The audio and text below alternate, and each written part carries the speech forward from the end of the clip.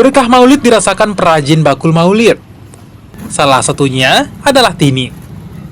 Perajin bakul Maulid di Pasar Pak Bayang-Bayang Makassar ini memajang ratusan tempat telur dan puluhan kreasi bakul Maulid. Penjualan bakul Maulid miliknya mulai ramai pembeli sejak sepekan terakhir. Selain warga yang telah memesan lebih awal, pembeli bakul buatannya juga datang dari luar kota. Berbagai bentuk bakul Maulid, mulai dari bentuk ember, berbagai ukuran, kapal pinisi, hingga masjid, ditawarkan ke pembeli.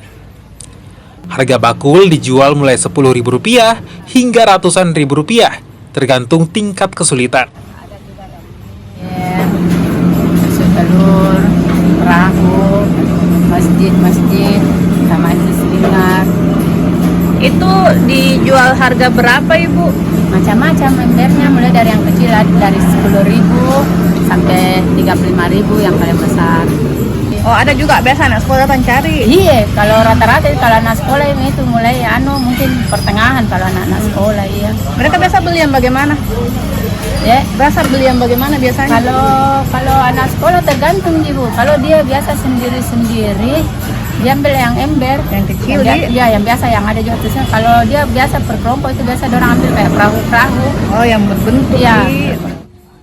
Para perajin bakul Maulid menyebut, penjualan bakul Maulid bisa mencapai puncak di akhir bulan, dan pembeli paling umumnya datang dari instansi atau sekolah.